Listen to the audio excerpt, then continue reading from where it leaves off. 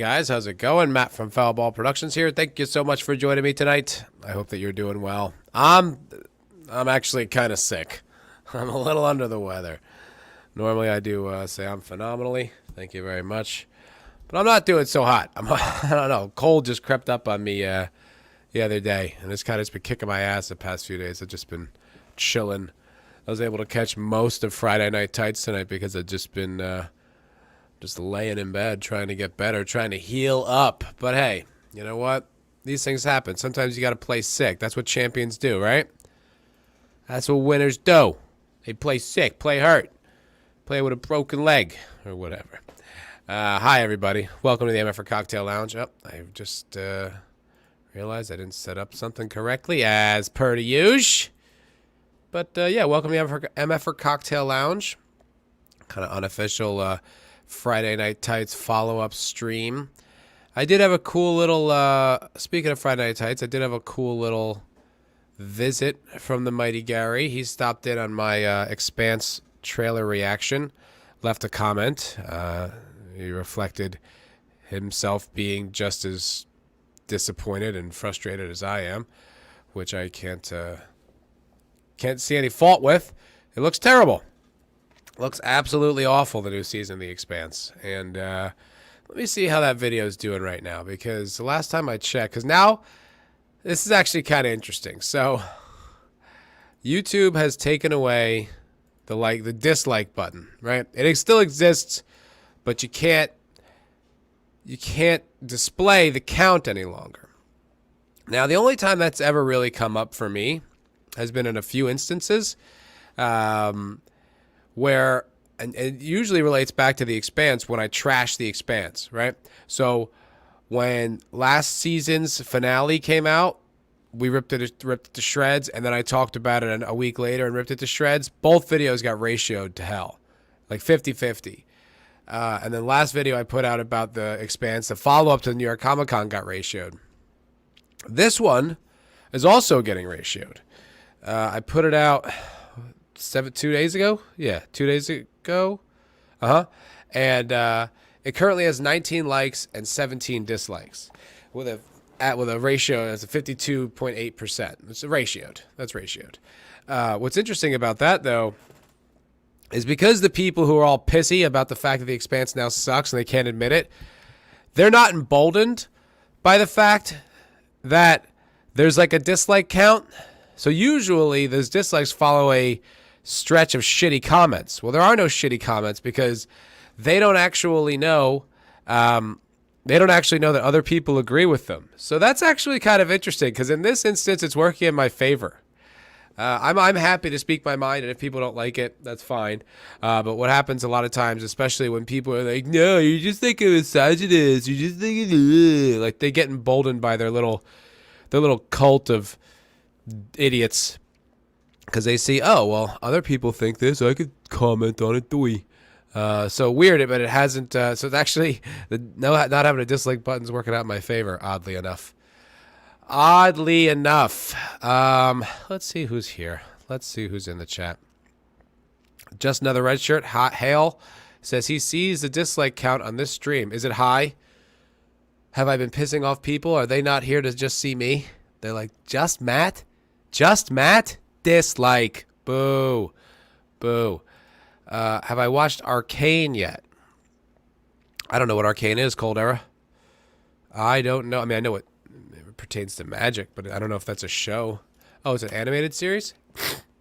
on Netflix. Wow, it's got a really high rating. This is the first I'm hearing of it, my friend. Science fiction, science fantasy? Well, she's got a really cool haircut. I'll say that for sure.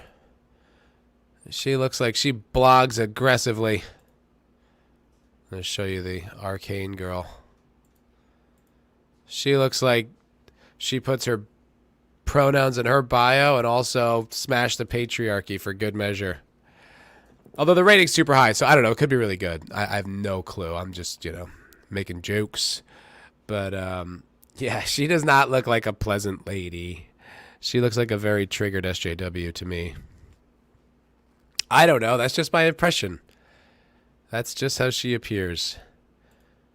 Looks a little sweeter in that picture. Maybe when she's blue, she's in a good mood, and when she's pink-haired, she's really pissed off. I don't know. God, there's a lot of patriarchy to smash in her defense. So she's got to keep that anger up. Keep that anger up. Make sure she is miserable for her entire 20s. Good stuff. Good stuff. Cold Air says, actually turning out good. Well, word. Good stuff. Good stuff. Pat S says, Matt says, I sound like the cartoon guy that says I got a cold in my nose. Well, I do have a cold in my nose. I'm very congested right now. It's unpleasant. I just chugged a bunch of cold medicine. And I put in the Discord, I was like, hey, guys, listen, show's still happening, but I'm not going to talk too much. You know, just come in. And then no one's here. So I have to talk. That was not the plan. That was not the plan. But, hey, here it is. Here I am. Culture Casino's here. Hail, Culture Casino. What's up, my good dude? Just that Matt does suck. Nice. Appreciate the kind words. Kind words. Timon Philip. Hail. Good to see you. Jake Diesel. What up, dog? Super high, Matt. Crazy high dislike count. As it should be. As it should be. Cold Era. Hail. Sentient Dildo. What's up, my dude? What is up? All right. Michael Hickson, hello. Cosmic Fusion, what's up? Mike DiCarlo. Zax. I feel like I covered everybody. I feel like I got you all. Hello. MFer Cocktail Lounge. Oh, jeez. Fucking running snot out of my nose. This would be definitely better if I was just a small little rectangle, but I'm not.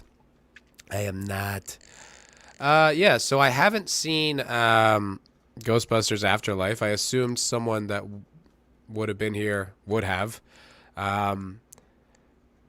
It sounds good.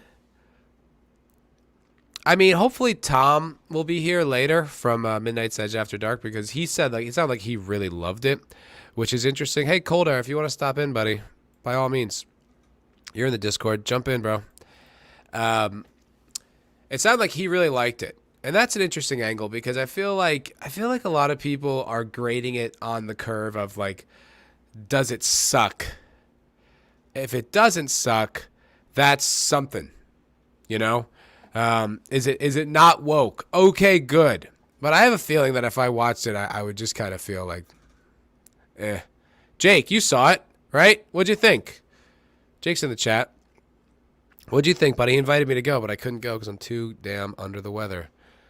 Which blows. You're not in the Discord, Cold Era? Oh. Okay. We'll get it to him, Wake Down. Or Cosmic Fusion, I mean. I would never.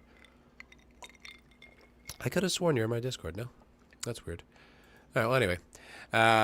He's on it. He is on it. Yeah, so I don't know. So, I mean, I'll probably see it at some point, but to be quite honest, I'm not, like, thrilled. I guess I was looking forward to it. I'm glad it's a Ghostbusters movie, but I kind of agree with Ryan Cannell on that one. A bunch of kids. I don't really know. Bad link in the Discord. Oh, thanks, Jake D. Thank you, buddy. Good point. I forgot I had to change the whole stream.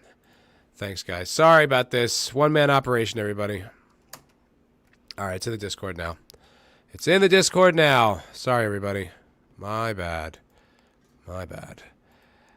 Yeah, but like, you know, the original, if you go back and watch the original Ghostbusters, like, it's fairly gritty, right? Like, there are a bunch of adults who are down on their luck. Bill Murray's trying to get laid the whole damn time. You know, like, there's kind of an edginess to it. They're, like, in a dilapidated building. It just doesn't really, like, I don't know that, like, children, like, even though children like it, I don't know that children need to be in it for it to be interesting. I mean, it might be good, but I feel like it's just going to be really safe. It's going to be really safe. Hi, Mr. Grant Gregory. Mr. Grant Gregory. Who's on the panel today? Me. I just put it, Jake D. I just put it. It's in the Discord. I just put it in the Discord. Oh, no, did I message that to Red Shirt? Oh, I'm an idiot. Boy, I'm stupid. Here we go. Bam. Now it's in the Discord. Don't you guys love all this inept behind-the-scenes stuff? Isn't that exciting? Oh, look, we do have a guest. Hi, Red Shirt. Hey there. Hey. We're just, how you doing? Just the usual Friday night Difficulties. The guys have come to rescue me. Thank God. Hi, Culture. Hey, Jake.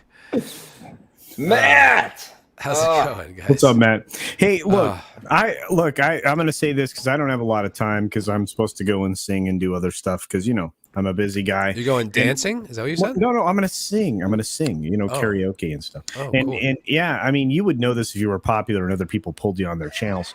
But, if you weren't always clout chasing and getting other people in your streams. But I just want to say this about Jesus. Hi, Culture. Thanks for stopping Dude, by. I love you, man. I missed you so much. I did. Wow, Okay, sick. so here's the weird thing, right? Ghostbusters isn't as disappointing as you expected it to be, right? Okay. It is not an epic film. Okay, so don't go in there expecting that. It's a good film. It's not a great film. They are rebuilding this basket, right? You have to remember this was completely destroyed in Ghostbusters 2016. So if you walk into the room going, "I want Ghostbusters," you're going to be like, wow, that's almost Ghostbusters, but unlike The Force Awakens, this isn't like the Phantom bucket of gold, right? So don't even think that. So there's a lot of heart in this film. I loved every minute of it. I'm headed back out to the theater tomorrow to see it again. Oh, wow. Yeah. And I'll probably see it another time. Now, I need to temper this. I have to temper it and say, it's not a great film. It's a good film, and we don't have any good films right now. So your expectation, and I think other people who see this will say the same thing. We're starving, right? So if you give somebody a cracker, they'd be like, "Oh, for the it's the best fucking cracker ever." Fair enough. Right now, you have the best fucking cracker ever. Right now, it's called Ghostbusters. Right. So, I mean, that's just how I describe it. And, it's great to see Cosmic Fusion here. Congratulations on your channel's success. It's amazing. That you Thank you, man. I appreciate that. I do appreciate that. But I will say this. All of the characters in it will wear you down in the first 15 minutes. Even the character you find the most annoying from the point in time that you meet them to the time where you go, oh, wow, I actually understand this character now. And I now get it. And you will find those moments throughout this film. And in the last 30 minutes, it is an accelerator pedal all the way to the fucking goalpost. It is brilliantly done. And you know what? If Tom rolls in here later, I think he'll tell you the same thing. And that's what I want to say about it. I everything about the film, it played exactly along the lines that I expected it to. It was what I was told it was going to be, and for a change, it actually delivered. And I think if Jason Reitman moves along with this storyline, which it's set up to do, I think in the future we'll get what we want. Because Gary, guess what? And I always forget his name, the guy that played Winston, because he's such a good actor. I think he is set up to be Ernie Hudson. Yeah, Ernie Hudson. Thank you. I think he is set up to be the de facto leader of the new generation of Ghostbusters. There you are. I said it. All right. Well, that's pretty succinct. Yeah. Thank you, Culture. Yeah, Culture, I wouldn't disagree with anything you said there, but I would add on to it, though, that what had potential to be a cringe woke fest was not. No.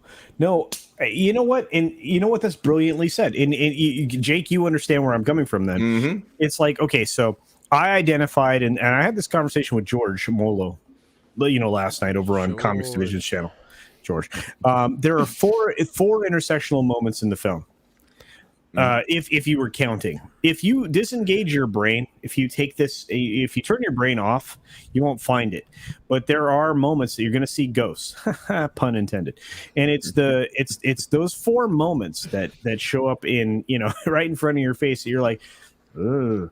But for the most part, they don't make, well, I'm not going to tell you, but they don't make the mistakes that a film like Force Awakens made, or any of the other newer films are going to make, that you don't see it, right? And here's the weird thing. I'm going to say something. This is going to be controversial because I know how you feel about women, Matt. But there are times when, you can't help but root for the primary female protagonist in this film, because You grow Wait, up. McKenna hold on, Grace hold on a was second, hold on a second. wonderful. She was she was amazing. Just the way you preface that, I take issue with. It made I'm it sorry. sound like I have no love for yeah, okay, I give women a hard time, but you He's made it not sound mad. like I don't even like them. Well, I don't even enjoy them. Well, no, you do. It's just usually in a carnal sense. I'm talking more in a How broad dare you? Well, How Matt does dare like you? the patriarchy to smash. I mean, he's into that. We know He loves, that. he loves smashing the matriarchy. Actually, okay, He all likes right. their clothes. That's right. That's right. That's right. But no. And look, I'm here. I'm here to bust Matt's balls because he he beat me up pretty good last time. I don't know. I didn't think I beat you up. I thought we just had a frank conversation about something and we just disagreed on. That's all. I didn't No, feel like dude, I I was love beating you. up. I fucking love you. No, you know me better than that. I'm just joshing you. Yeah. But no, we're in this weird place, where we're going to look for the intersectional bologna sausage. We're going to look for, the anti-male stuff. We're going to look for the anti-white stuff. We're going to look for that. Do you realize that We've been programmed to look for it. Well, no, but yeah, the motherfuckers. But look, the previews were more offensive to me. The fucking commercials before the goddamn previews were more offensive to me than this film was. Yeah. That's saying a lot. Yeah,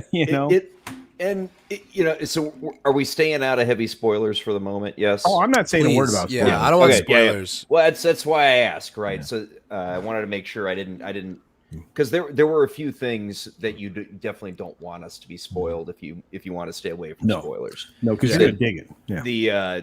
The things that they brought in that could have turned into, like I said earlier, just an absolute cringe woke fest. You could have easily gone the other direction, right? I mean, just starting with the fact that McKenna Grace was realistically the lead character in the movie. Okay, and she was phenomenal. Her performance was great. I loved the kid. For a kid actor, was she like? How old is she culturally? Well, I think she's now 15 or 16. Yeah. At the time, she was somewhere between 12 and 14. The weird thing is, and Jake, I think you'll agree with me, you had no realization just how powerful she is as an actress because she fucking carried the film. Oh, yeah. Oh, God. And the kid who played Podcast alongside her. Oh, my God. It was adorable. Yeah. He was awesome. You hate that. Podcast was right my now, least favorite part of the movie. But you're gonna hate him from the very moment he shows up. You're gonna hate him, and then about 20 minutes in, you're gonna go like, "Oh fuck, I know who this guy is." And you know what? And that's the thing. This whole movie, like recenters you in this weird way, right? And so, and that's why I understand people's emotional response to it on the positive side of things, right? Yeah. I can see where a lot of people are coming from, and this is weird when they say, "Oh, this thing, it wasn't any good," and I'm going to be like, "Well, no, I see where you're coming from, but if you rewind back to 1984, 1989, when I was alive, by the way, because I watched these things in real time back in the day, by the way, and so did my friend, just another red shirt. We both saw these films when we were younger people, when they were supposed to be, we're supposed to see them. And this film is legitimately a solid follow-up to those films. They really do give the middle finger to 2016 in the most spectacularly wonderful way. I loved it. Well, they retconned it out of existence with one line. There hasn't been a ghost sighting in 30 years. Yes, that's right. That's right. Exactly. Yeah. And it was in the trailer too. It was wonderful. I mean, I might have been seeing things that weren't there, but there was a scene in the movie where one of the characters describes how he's going to protect himself from dangerous chemicals, and he does it like this. Oh my God. It is so anti-mask. You've never seen it ever in your life. I'm just going to say this. I mean, there were moments in there, if you were paying attention, you're like, oh shit, they just did that. Oh my God. But so if like I said, if you walk into this and you're like, I mean, it's anti-mask, it's pro-mask at the same time. It doesn't matter, but your perspective is like, oh no, you're going to be fine. It's like, the whole asbestos crisis. It's just hysterically funny. And so like, And they actually make an asbestos reference in the fucking film. I mean, Yes, they do. If you're paying attention to everything, you're like, they're poking fun. They're poking fun. They're poking fun. They're poking fun. There's nobody that's safe from this film if you I pay haven't attention. laughed at a movie like this in probably over 2 years. It's been longer than that, dude. I actually was trying to figure it out. I'm like, and you know what? If you get Tom on here later after we're done singing, you know, and he rolls in here, he's going to tell you the same thing I do, which is this is that film you were looking for 15 years ago to laugh at. Yep. Yeah, because you haven't had it in a long time. You haven't had it in a long time. When was the last time you guys walked out of a theater with a smile that big on your face? Oh, dude, and tears in your eyes almost, right? I mean, my eyes almost sweat. My eyes almost sweat during this film. And look, It's close, especially at the end. it's not a great film. Not a great film. It's a good film, but it still drew the emotions from me. Look, if somebody can reach back into your childhood and grab it, they did a good job. Are you all right, Matt? I feel like I'm very sick. But hold on, I did want to just take 1 second because back there on the bumper. It's right there, man. what's that? I feel What am I like I hear hearing? Tom. Yeah, what am I hearing? All right. Anyway, remember, I started the stream talking about how my my Expanse video got ratioed, and this, that, and the other, and no one was leaving nasty comments. Well, someone just did leave a nasty comment as I was looking at that, and I was like, oh, okay. So Matthew Roy, just a second ago, says, I find it funny that a dude with a mohawk is complaining because of strong female characters. 1, why the fuck would it matter? 2, the series has had strong female characters from the start. 3, why the fuck does it matter? He didn't listen to your video if that's what he commented. Clearly not. He clearly did not. I was happy in the beginning because I thought he was going to like land that with a solid Mohawk joke, but then it just went right off a cliff. I don't know where he was going with that.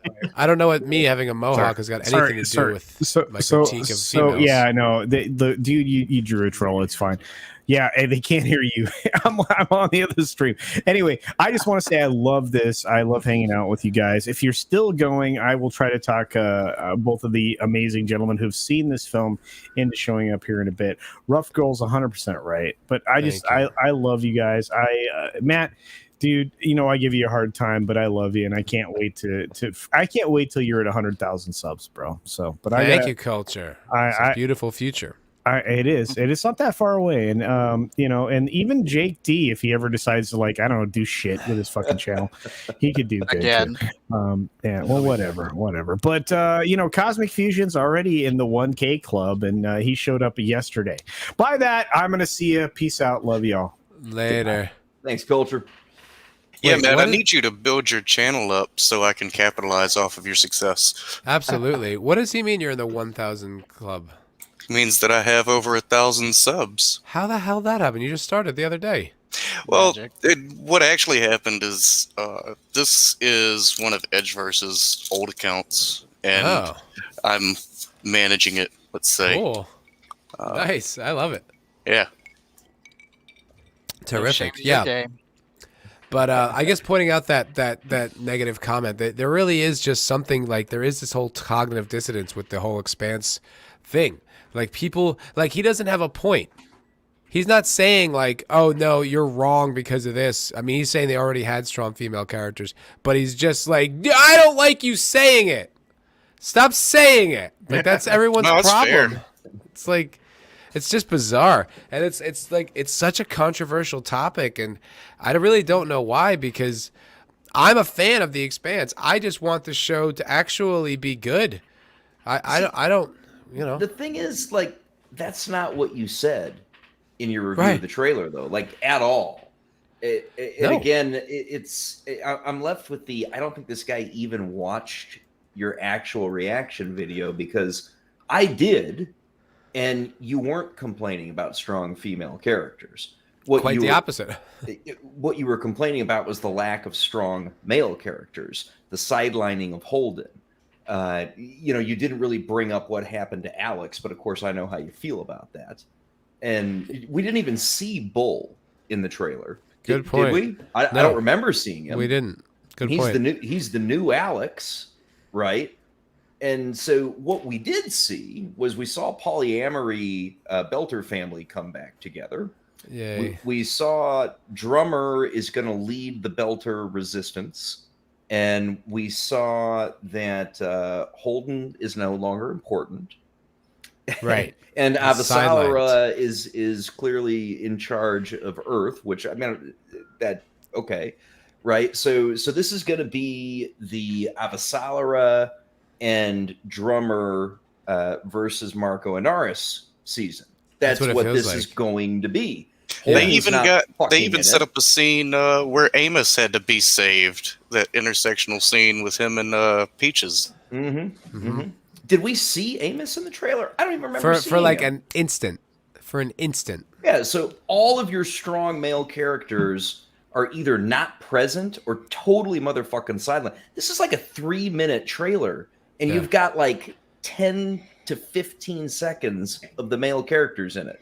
Yeah, okay. And to answer his question, why does it matter? It's because those were the leads of the show for 4 or 5 fucking seasons. That's why it matters, because this is written a certain way. We focus on a certain amount of characters. And you know why it matters, because this is intersectionality, this is ESG, this is communism coming, taking everything, and you know it. That's why it matters, and I'm calling it out. Deal with it. Season 5 suffered from this problem too. I mean, yes. we got enough Amos, but I remember like how many minutes did we have of Holden? Like 5, 6? Not enough. I mean, if we want to be 16 minutes altogether in the whole season. I wanted more. Yeah, if we want to be Or at least in the completely last fair, it half. started in season 4. When did it start to go down? Was it episode 5? Because I remember episode 4 was phenomenal last season. After Earth got hit, that's when it started going down. Yeah. Mm-hmm. Sadly. So what's up, guys? How you doing? Hi, dude. So you enjoyed Ghostbusters as well, huh? I did. I mean, it started off pretty slow, but it basically, I mean, I said this in my reaction. I mean, it was very schmaltzy, especially at the very end. It was such a wonderful thing to see, but it felt more like watching E.T. and Stranger Things than Ghostbusters. Because Ghostbusters, New York City is a character. Sure. And the one thing that I was hoping to see that we didn't see was to see the people in that small town in Oklahoma get terrorized by all these ghosts, because all the ghosts came out. And usually there's like a little 80s montage music, in Ghostbusters 2, it was Glenn Fry. And they played that song and everyone was getting terrorized by the slime and all the ghosts that were appearing. I was hoping to see something like that in this one, but we didn't see it. Yeah, I don't disagree with you, man. I don't. I come in at about maybe 7.5 out of 10 on this one. I think very enjoyable movie. Okay, don't get me wrong. I agree. I'm in the same boat. I felt like the middle dragged a little bit. Maybe the second act I felt like they just didn't seem to get anywhere very fast, and then the third act. To your point, like I was looking for that scene too. I was even looking for the same music, right? When you saw all the ghosts escape and terrorize New York, that would have been a great addition. You could have condensed the second act a little bit, expanded the third act some. I mean, the ghosts terrorizing the town would have been awesome. And about the extent of it we got, you saw in the trailer. Yeah. Where she served coffee to a dead guy, right? Like you see that in the trailer. So I don't feel like I'm going spoiler territory, because if you've seen the trailer, you've seen the scene. So there could have been more of that. Totally agree. And do another I don't know, just even a minute and a half, a minute even would have been great. So now everyone here saw the movie yet? I have not seen it. Okay. I have. Oh, good. Because I was about to spill the beans. I had an empty seat next to me in the theater that was supposed to be Matt's, but he was feeling pretty shitty, so he didn't come. Yeah. There was only like 15 people at the theater when I went yesterday, and I went right after work. So, I mean, not a lot of people at the theaters. I was in a sold-out theater that had a capacity of 175. I was very happy to see that. So did people clap at the end of the movie? Oh, hell yeah. Okay. Same here. Yeah. I mean, there was only like 10 other people in the auditorium, but I heard once we saw them, everybody clapped. and then Yeah. then the movie changed. I'll say. Yeah. The unexpected assistance in the denouement, I loved it. I agree. Denouement. I don't even know what that means. Climactic action, the thing that Ooh. wraps it up. Damn, Jake, that was sexy. Fancy. Je ne sais pas Denouement. français. I've seen a lot of people comparing the ending to the end of Force Awakens, but nobody is well, no, in the fact that they did the opposite of the Force Awakens, whereas I mean, but they nobody did- seems to be comparing the fact that that's the premise of the whole movie. They they did exactly what the Force Awakens did from start to finish. Yeah, they did what Mark Hamill thought they were going to do in The Force Awakens, where Luke comes in and saves the day, kind of like a certain group of people do in this movie. And that's what I wanted to see. I'm sure that's what everyone else wanted to see. So, and when I said in my review, I basically said they learned from The Force Awakens. They did what fans expected and wanted, and delivered. This movie was everything that we wanted The Force Awakens to be, and in a lot of ways, it was everything that The Force Awakens thought it was. Yeah. No, I agree with both of those points. It felt to me like they took the original plot and then they copy pasted their new characters into it. I'm not saying it was bad. I enjoyed it. Like I said, I thought the acting was great. The cast was great. The mother character got a little bit wearing at times until the end, and then it kind of came together and made sense. But just in general, I feel like they could have come up with a more original story to tell. Yeah, I see where you're going with that, and I understand that reaction. There's certainly an element that you could criticize for feeling like a bit of a retread. I wouldn't disagree with that. But at the same time, I do think that they did sort of a proper evolution and next step of that area that you're concerned was a bit of a retread. So it wasn't at all, well, the Death Star was cool, so now we're going to have Starkiller Base, which is a lot bigger, right? So it was definitely, I know where you're coming from. I have to be careful what I say to stay out of spoiler territory, right? That's why I'm picking my words carefully. But I do think that it was much more a next step and a continuation than a retread. To I could agree with that. The business wasn't finished, is how I characterize it. There was unfinished business, Yeah. There was a character that needed to be addressed. I'll just say that. And I will give them this. I don't think it's giving anything away. If you have a keen eye, you pick up on this in the trailer. But I'll give them props for tying it back into a fairly deep cut reference from the originals with Shandor. Mm-hmm. Shandor? Who's Shandor? Shandor is the one that built the building, the apartment in the original Ghostbusters. Oh wow, hence the Gozer. No, I remember entrance. that. He's like the occultist. He's like the like Crowley figure. Basically, yeah. Yes. Yeah. I appreciated the Vladimir Lenin scene that we got, though. That was J.K. Simmons, I think, wasn't it?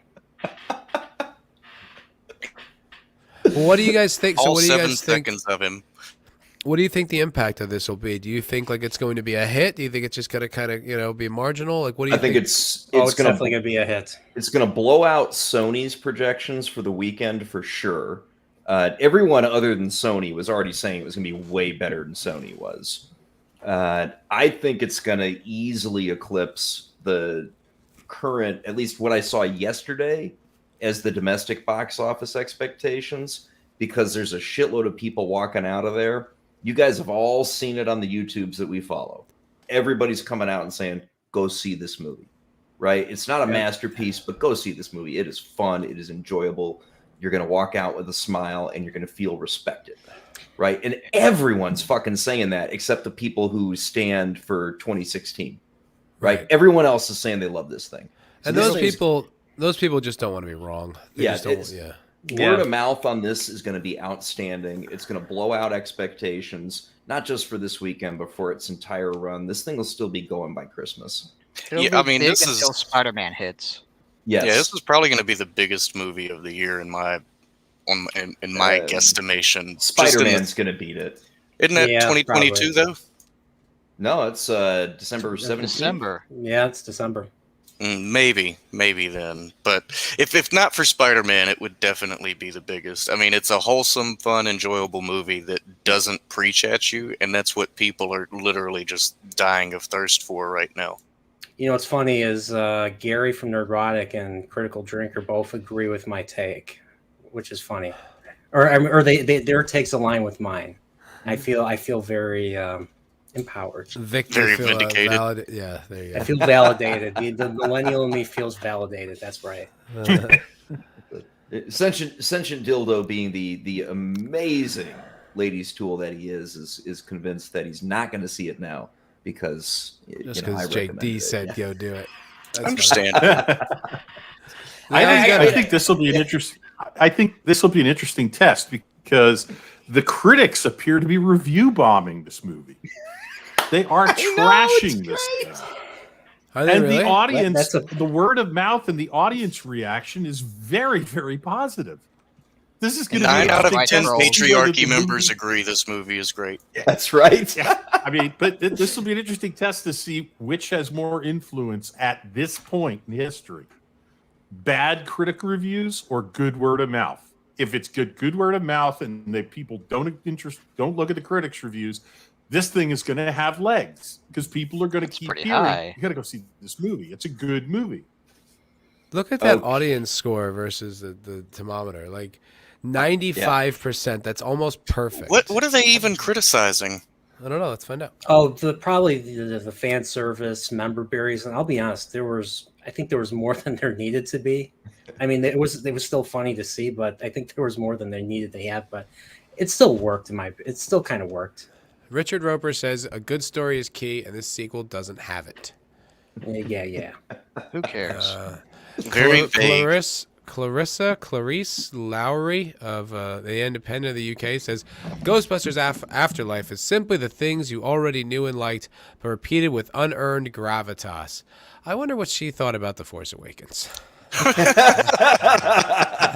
Unearned gravitas. Yeah. I'd say they earned Interestingly, it. I wonder what she. It was earned. I wonder what she thought of Ghostbusters 2016.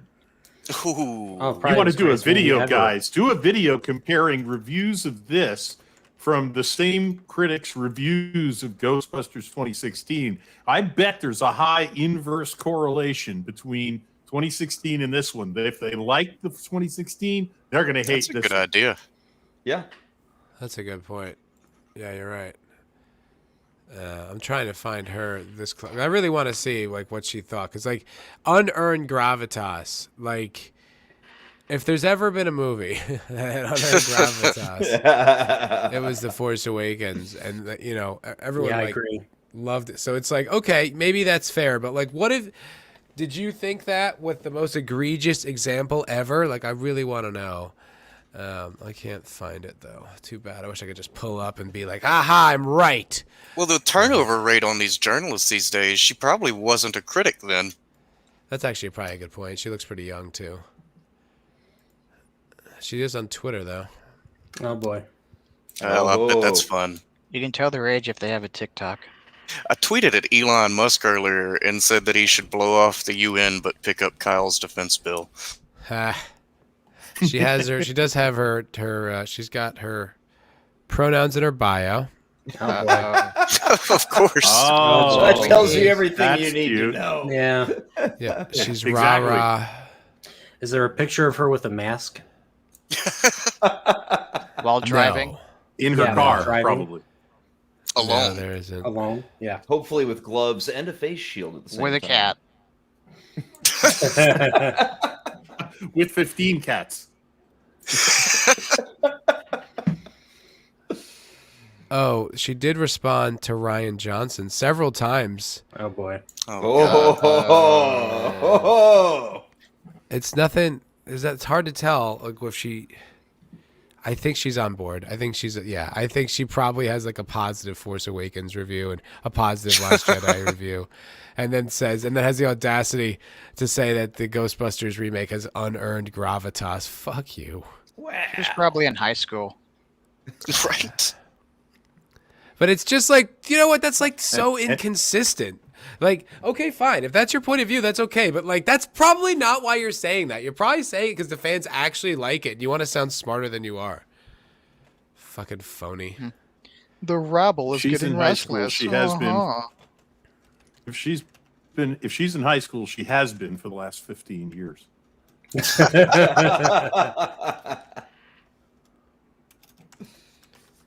Yeah.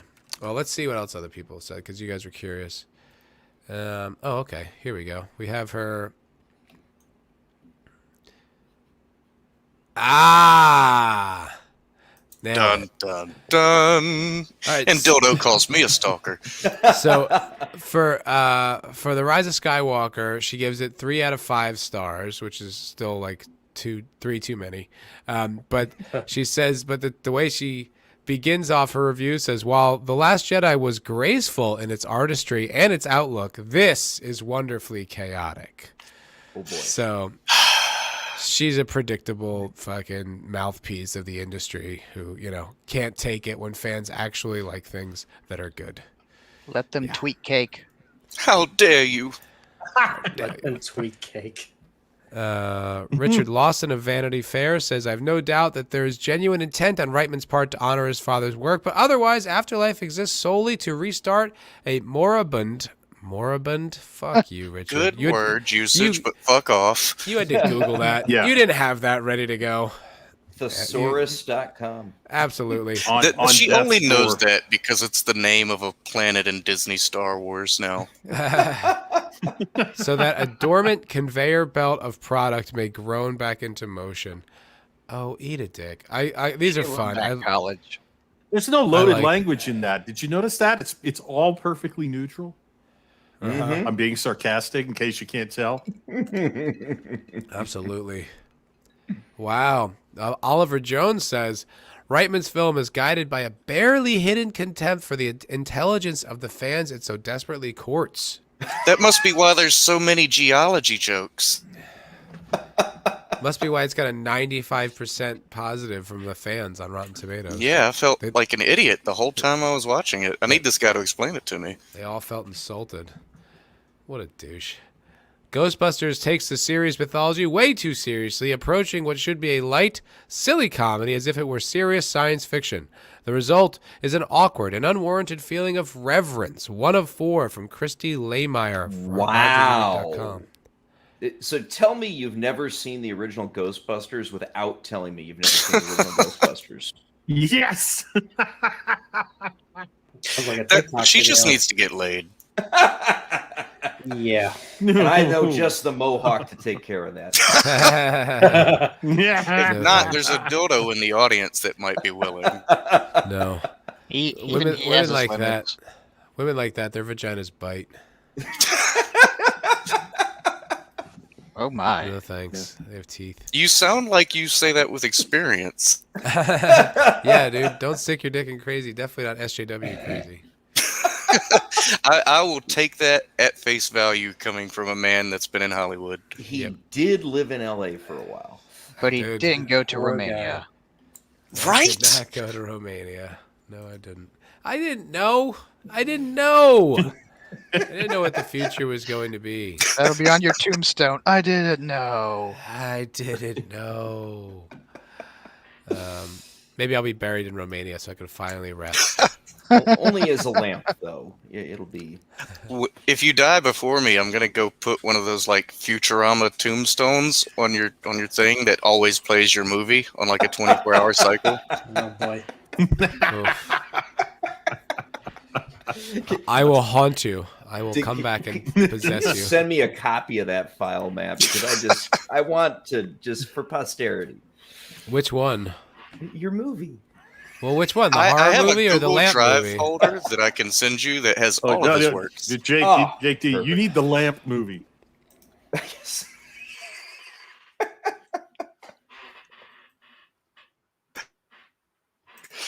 My body of work spans many, many pieces, Jake. So you need to be specific when we're talking about my illustrious career. I am a fan of your commercials, though. Those I think were the best. Thank you. Yes, I thought they were very dignified. Fucking can't believe all the shit I did in Hollywood. It's crazy, man. I'm just like, what the fuck? What am I doing? This is like when you're in it, you don't notice, and then when you pull out, you're like, oh my god, it's just a collection of humiliations. Go on. Go on. That, yeah, I You don't know any better. It's the problem. You know, it's like I was thinking about that today. Like, would I ever advise anyone to go be an actor? Like, I would absolutely not. And I don't even mean just because of Hollywood. I mean because it's like the odds of it are so slim. Like the amount of control you have over your career is so slim. I would tell anyone who wanted to do it to go build something on your own, you know, build up a TikTok channel, build an Instagram, make your own short films, whatever, create a personality, and then an acting career could potentially follow. But just going straight for an acting career, I think that's insane. yeah, I strongly recommend pulling out as well, Matt. It's a good move. Good move. Pull out. Pull out. One. Let it fly. Tell us crazy stories of Hollywood. I want to know more. No, Didn't they're you meet just Matt sad. Damon? Didn't you meet Matt Damon at some point? No, I mean, I was at a If you, screening once when he was there, and I asked him a question. That's not quite meeting him. What was the question? I watched that movie, Manchester by the Sea, and he was talking about, I guess he directed it, I think, and he was talking about how meticulous the script was and all the words. And I remember watching the movie, and I was like, there's lots of uhs and like stuttering and stuff. And I'm like, was all that in the movie? Was all that in the script too? And he's like, yeah. I was like, holy shit, that's really amazing you could pull that off. I mean, it actually does support the statement that the script was pretty meticulous. No Yep. kidding. No, I was surprised. I'll give him that one. Yeah. If you check the private chat, Jake D, there's other stuff in that folder. They're all ridiculous movies that I've downloaded for Mad Mardigan, but also you'll find 2 marked foul ball. Excellent. Thank you, Wake Down. That's what I'm here for, man. I got you. Appreciate it. Thank you. Or Cosmic. He's got the Fusion, negatives maybe. too. Yeah. Vigilante Williamson. Hail, Vigilante. What's up, my dude? How are you? We had a very good Culture Crime Fighters this week. We had comedian Dalton Pruitt on the show, which was super fun. He does a podcast called The Loud Boys, and he graciously joined us, which was really a lot of fun. I had a blast with that. It's pretty interesting. Did he invite you on? No, he did not. I don't think. Oh. It's okay. I'm fine with it. I saw he was on Twitter earlier discussing the differences between micro penises and macro penises. He should have had you on. Yeah, I had a lot to offer. Lots to contribute. No, he's a good dude. I like Dalton. It was funny. I was saying to Vidge how like serious that conversation was. How much I didn't expect that. You know, because every time I watch him, he's always just joking around, having fun. I was like, oh, it's very serious. Yeah, he seemed pretty intense on that show.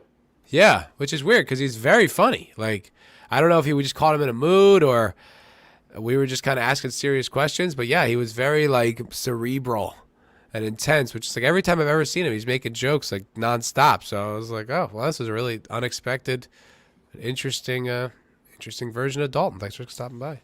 Maybe before the stream, he binge watched Culture Crime Fighters and just like really psyched himself up. Yeah, I'm sure that's it. I'm sure he's like, these guys are something else, whole other I'm level. ready. Yeah. I gotta be on my best game. Maybe he liked The Expanse. Maybe, yeah. I got a question. I got a question about The Expanse. Are you guys going to do like an after show like you did for last season? Absolutely. Can I join? Every episode. Yeah, Okay, sure. I'm all caught up. Yeah, 100%. I'm gonna actually make my own little video. It's gonna be called Layman's Guide to the Expanse. I'm gonna try and get it out before the new season or the quote unquote final season starts. Yeah, you've got like almost a month, I think. You've got like 3 weeks. Cool. Really? That soon? Yeah, it's it's coming December around. Yeah, it's coming up man. December 10th, I think. Yeah. Damn. Yeah. Yeah. So So Did are they anybody- doing one episode or are they doing 3 like they did last time? Because I don't know, 'cause it's They've always- only got 6, right? yeah. Oh, it's only 6. Yeah. It's not 10. Oh, If they got a brain, they'll just do one. They can't Yeah, they can't spoil agree. it. Yeah. Of course, they Yeah, also no problem. sidelined Holden, so you know. yeah. Especially the second half for the last 6 episodes. Yeah. You had Naomi breathing for all those episodes. Yeah, Naomi breathing was boring. Oh my god, so boring. It, That's it, the it felt like nicest it thing felt I like could say watching about it. it felt like watching Star Trek Discovery almost. Just I was like not even paying attention. It was Endless. No, I knew it jumped the shark. I think it was episode maybe 6 or 7 was where I really noticed it. I was like, "What was that?" That was, it's like I remember we called it. And I was on the road. Remember, Jake? And Yep. you guys were like, "No, I don't see it. You're nuts." I'm like, "Dude, it's there. I'm telling you." No one wanted to see it, and I understand, dude. But then it just kept. It was so relentless. The whole rest of that season. Oh god. it's so Episode good. 9, it really started to hit me, and then in the finale, it was just like, "Fuck," you Yeah. know. the really like finale. that. They just shoved everything together in the finale. I'm like, it should have been better paced and stuff. I do like Amos's story. Amos's story was pretty Agreed. I liked his tight. episode. It was the only story that didn't get changed post Alex getting nuked out of the show. That's So- why we enjoyed Amos's story. So was Was it Alex's supposed to? story much bigger in the book with the whole Mars conspiracy? Because it seems like they didn't do anything with it. I honestly don't know, but I could only assume based on the way it was constructed that he was cut out of the second half. I don't know for sure though.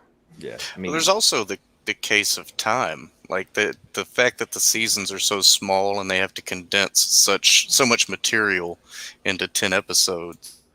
Yeah, but they've never had a problem doing that for any other season. Even season 4, which I didn't love. This is the time where they clearly sacrificed that level of integrity for whatever gun was held to their head behind the scenes. yeah. I mean, to this day, there's been no charges against Cass Anvar. Am I wrong? As far as I know.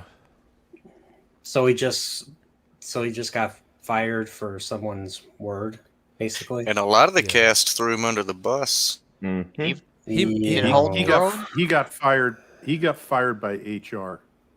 Period. Yeah. Yeah. I mean, Oh, the way it's Freaking shot, Ty Frank, fucking jerk. Excuse my language. Well, Sentient Dildo, I think, has said in the chat before that like he read some of the accusations and they were pretty creepy. So I don't know if they're real or not, and there were a lot of them. So take of that what you will. Yeah. What's funny was Cass Anvar was one of the was in the Mhm. series finale of Star Trek Continues. If you guys have ever seen Star Trek Continues with Vic was he? Mignogna. No. He was one of the he was the Vulcan what do they call them? The ones with the silver eyes. The the Espers. telepaths, or yeah, The there you go. Espers. Esper. He was one of the 2 Espers. So I was like, who is that? I've seen him before, and then I realized Yeah. it was Cass Anvar. It- This was 2017. So Well, so as far as the allegations being creepy, I'm not going to pretend I've gone in and looked into specifically what was alleged, right? I know that in general, impropriety of a sexual nature was alleged, right? I know that. Yeah. I've heard from guys like Sentient Dildo that the allegations were pretty fucked up. But, we also heard that, a certain guy was an active shooter mass murderer during the middle of a riot last year. Yeah, fair enough. Okay. And that guy, at least according to a jury, was none of those things, right? So Right. Yep. Cass has not only never been in front of a jury to have this adjudicated, but they've never even talked about a charge to put him in front of that jury. If what he did was so goddamn bad, I've got to believe there's text messages or Dick pic. But why- dick pics or something, right? There's got to be something. that they could have see- pointed to say that he did something unwanted towards, a lady or some ladies. Is it There had really been their? something. But is it really their obligation to release stuff like that? Like, let's just say that something like that happened with me where at my job, and I did something creepy with a chick or something that was out of line. They don't need to justify it to anyone unless like there was a lawsuit or something like that. You know what I mean? Like if he decides to sue Amazon for wrongful termination, okay, that's one thing. But like, I guess it's different because it's public. But if they felt it was necessary, you know what I mean? It's like that's kind of within their purview to decide something like that. They felt it was necessary because the public heard about allegations, right? So when we're talking about something in the public sphere like this, you're at a different point. Like let's say you're tending bar, Matt, and the manager gets a series of repeated complaints saying that you're making his customers, the ladies that are paying the bills, feel uncomfortable because I don't know, maybe you're making them show their boobs to get a free shot, right? Whatever the fuck it is. Sounds awesome. Okay, look, I've been to college bars, shit like that went down.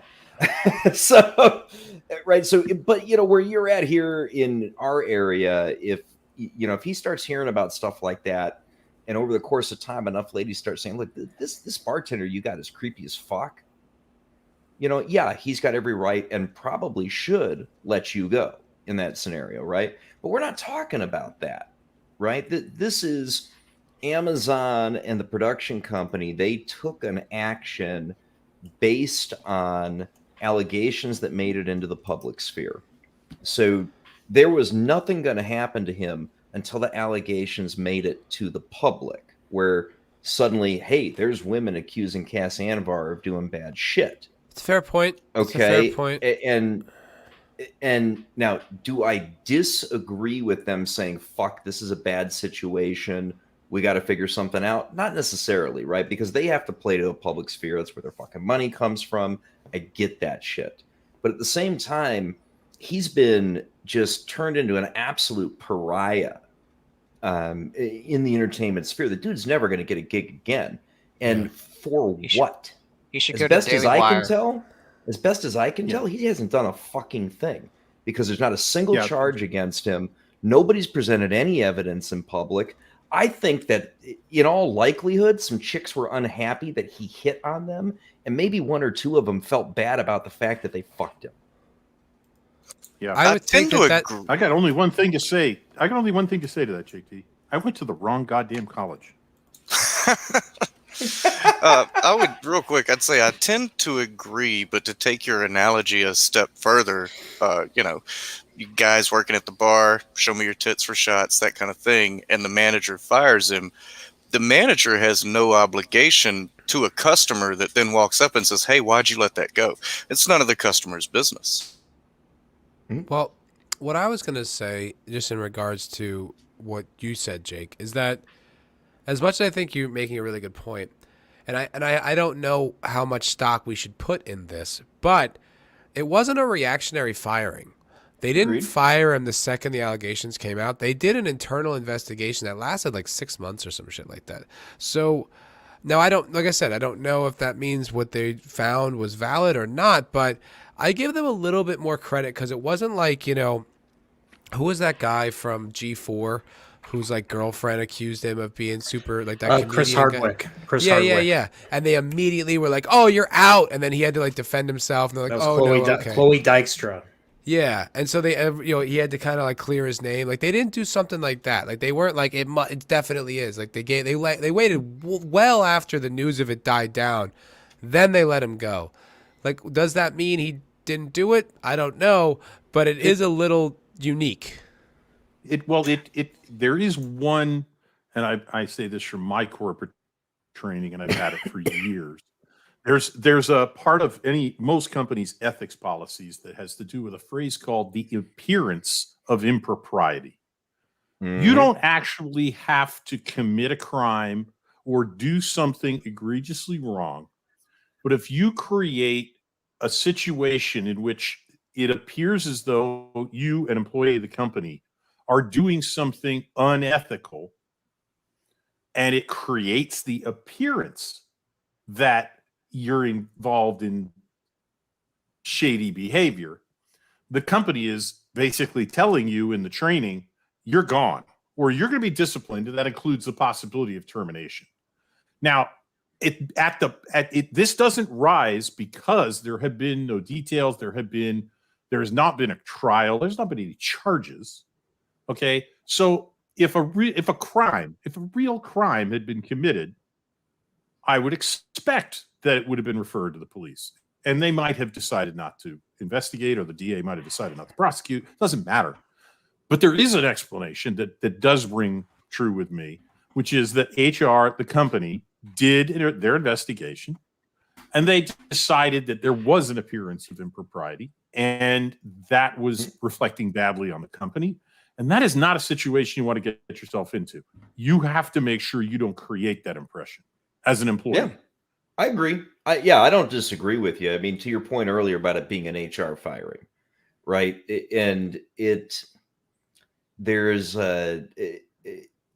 I've heard that same speech more than once, right? And you go back to, and you think about like the Mike Pence rule, right? Don't be in a room with a lady alone. Yeah. And right. One of the reasons he doesn't do that is to make sure there could never, ever, ever be any kind of accusation of impropriety of any type. And clearly, right. Cass did not follow that rule. And if he had followed that rule, he'd still be employed today, and we'd still have Alex. We would have had a much better season 5 of The Expanse. And I contend we would have had a much better season 6 of The Expanse. The dude didn't know how to keep his fucking zipper up. To Thomas Boldman's point in the chat, he was fishing off the company pier. I'm sure that's true. It seems like I just kind of quickly scanned like the Reddit post of the Cass Anvar accusations. It seems like it was had to do with fans. It seemed like he was trying to bang a lot of fans, and it seemed like a lot of them were either like 18 or like very close to 18, like 17. But like, I mean, he's Canadian, so I know like the laws are different. But like, which is like whatever. That's the law is the law. But it does just seem like. It seems like the general impression I'm getting is that he was a little aggressive with a lot of girls who are like pretty young.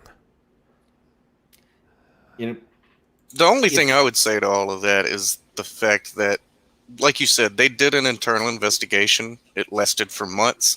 In that time, they kept shooting. To me at least, and this is just my opinion, their primary obligation at the end of the day is still to the fans. And the fans are the ones that got screwed over on this, because the way they handled it, you get the feeling that they literally just walked up to him one day on set and was like, get the fuck out of here. And then they decided, now what are we going to do with our story? And it threw a wrench in everything. It's why season 5 probably feels the way it does. It's why, as Jake D said, it's going to hurt season 6. They should have found a better way to handle that situation in the show with the character. Yeah, and I think I mentioned this, and I forgot I knew this, but there was someone I knew personally who I was in a project of hers, a science fiction project of hers, like a few years back, and she had an interaction with Cass and said that it wasn't inappropriate, but it was just extremely sexual when she was trying to talk business. Well, she's like, that's nothing wrong with that, but it does seem to correlate with like the behavior pattern that's being described. That was her 2 cents. And so it's like, look, my thing about it is like all of our opinions, like that's fine. We have our opinions. It doesn't really necessarily matter. What I think is that the show and the character, and that's all what matters to like us and like that. He's an actor. That was his job. Yeah. That's the only reason we're talking about him. He fucked up. Don't punish everyone else for his fuck up. Just keep what you have shot. Finish the season, recast him next year, and fucking be done with it. What are we doing here? Exactly. I don't understand. Mm-hmm. Yeah, and that's Amazon's failing. That's their failing. Yeah, that they handled it booted as him. bad as. Yeah. Excuse me. No, so they handled it as bad as possible, because not only did they not. It worse. They could have handled it worse because they kept him, but then they killed him, which almost kind of memorialized him which made it seem like, these whores who are negatively accusing us forced us into this position to kill this character that we didn't want to kill, which is like, is that your stance? It's sort of awkward. And now, in the next season, you get rid of him, and now it's bull, and it's disjointed, and you killed him off screen, basically. It's like, what is this? This is the most awkward way you could have executed any of this. Wait a minute. Didn't Cass's character supposedly die of a stroke on screen? Like an Yeah. If It by was on essentially- screen, if by on screen you mean they took a still frame of his previous scene in the series, put it on the next episode, and then animated blood floating around him. So Yeah. if by killed him on Exactly. screen, that's what you mean? Yes. Yes. Yeah, but the thing is, that was. I mean, that I would expect a college film student to come up with a better way of CGIing somebody's death than that. Yep. Nope. Yep. That sounds Not like some Amazon. half-ass thing that I would try and do with a film editor. Well, you also have to remember most of this was done during the pandemic because they finished shooting all of this prior to even season 5's release. Season 6 was shot before season 5 was even out. So then all of their fixes basically were done during the pandemic. So somehow they got the rights to shoot what I think were additional scenes, those like one-on-one, boring, talk about our feelings, hastily written garbage filler scenes that happened in like the second half. Those, I think that was all done, which must have been very difficult to have accomplished. And then their budget's getting limited. They already shot a whole season. Now they're basically shooting a whole second season. So they have to just come up with quick, cheap fixes. And I think that's what happened. Yeah, and then to your point, they took what was supposed to be like half an episode of Naomi struggling to breathe, and they turned it into 3 episodes. Yep. In order so that every single thing they shot of her during principal photography ended up in the show. I mean, that's your only explanation for how they did that. Yeah. And there was that other character, I forget her name, her and her family, quote unquote family on that show. Drummer? That was another. Drummer. Yeah, she was another one that took up a lot of time too. Way That was more kind of felt like it went barely anywhere. time and impotent time. Like it wasn't like Yeah. lots of was happening. It was like she was just on screen, and then that's it. She was on screen. I mean, Drummer went from badass bitch to Don't go, don't go, to don't go, cucked don't go. polyamorous impotent whiner. Yeah. What the fuck was that? Yeah, it was awful. Klaus would be sad. That's what I'm talking Klaus? about. Klaus? Klaus Klaus. from the end of season 3. I don't even The remember. Belter, like, commander. He was like When her number 2 on the ship. They Yeah, get, and he- they and get he- and he pinned gets- and up he gets with each killed other at- in that machine. Yeah, and he gets killed in season 4, at the end of season 4, when they introduce what's his Wait. name? Marcos and Philip. The German guy with the like burn marks on his face. His name's not Klaus, is it? Yeah. Klaus. I don't know his last name. His first name's Klaus. Ashford? Yes. Yeah, Ashford. Yeah. Oh, his first name's Klaus? Honestly, I didn't know that. Huh. I honestly didn't know that. And I had forgotten his last name was Ashford. Yeah. Well, they kept calling him Ashford. Yeah, I don't know. All right. Well, yeah. Yeah. I know. It's a shame. It's a shame. Drummer was one of my favorite characters. You know, I like, and she's not even in the books. And you'd think this is a testament to how good the show used to be. They took a character who was either not in the books or barely in the books, put her center stage, was an amalgamation of fan favorite characters who weren't there up until very recently, like that guy Bull, and she wasn't a woke Mary Sue bullshit female character. She was fucking badass, had a history, had motivation, had flaws and all. It was an amazingly well written character. That's how good The Expanse used to be. They could Didn't do she something get like shot that. or did she get stabbed? I remember that hostage situation. I forget. She got shot. Oh, Pow. She in gets the crushed stomach. and shot, doesn't she? Mhm. Yeah, She and gets shot in season 2 and then just fucking executes the guys who shot her without even thinking about yeah, it. that was So freaking cool. awesome. I missed So that. cool. Yeah, She's still hot. I love it. I agree. She is hot. Oh yeah. She's a terrific actress too. If you've ever seen Cara G just have a conversation, she's just this adorable little sweet Canadian chick. She's nothing like Drummer. It's so cool.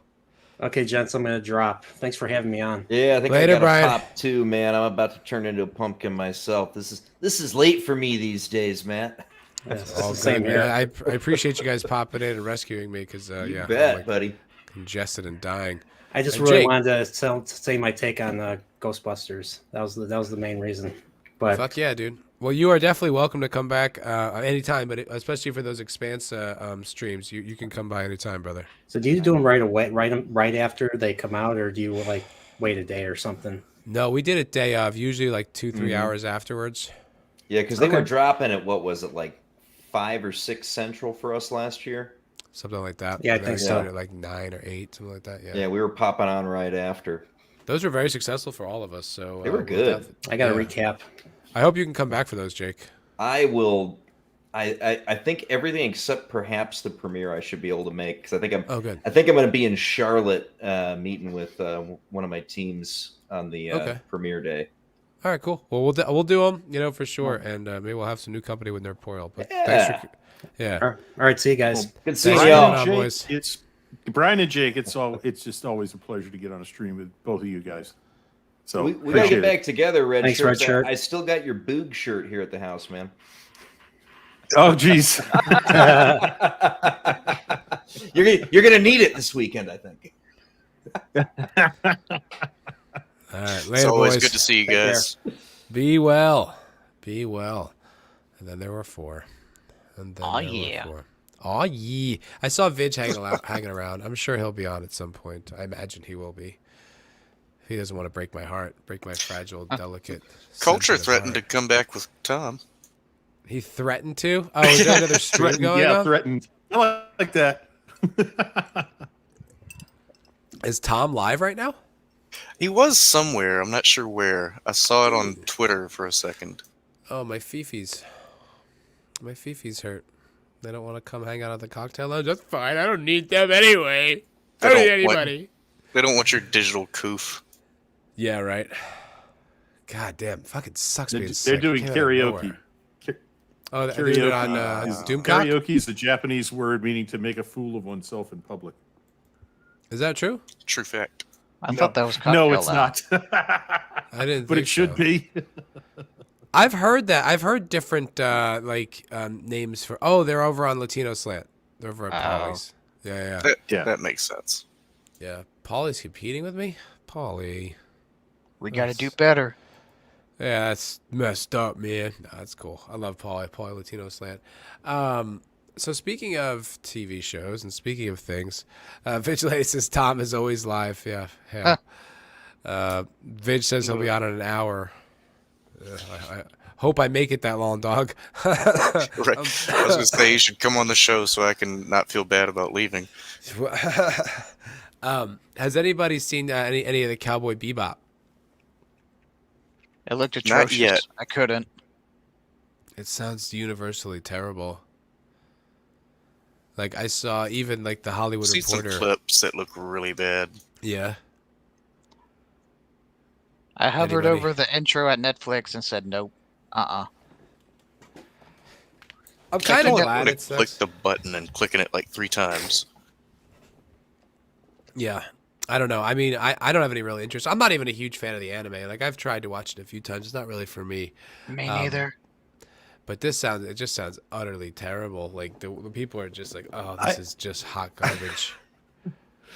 There's a I've reason watched that about- I've watched about 5 episodes of Cowboy Bebop the anime, and I actually find it funny as hell. I think But it's there's funny. a just reason that amusing. anime works, and it's because it's animated. You can there is no uncanny valley to get past. You can do all kinds of things and use these weird visual angles and these weird outfits and whatnot, and it works. It doesn't work in live action, especially when you try to reproduce it 1-to-1, right down to camera angles and being in people's faces and dramatic movements. And it, from what I've seen, it looks bad. I just scanned through it. Like I just scanned through the first episode. I mean, the visuals look pretty interesting. But like I said, I'm not like a fan of the show, so like there's nothing that they have to protect for me. I'm just concerned about the people that are involved. I just feel like it's probably super woke.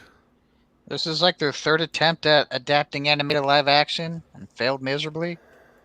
Yeah, they're never gonna really destroy got it One right. Piece next. Yeah.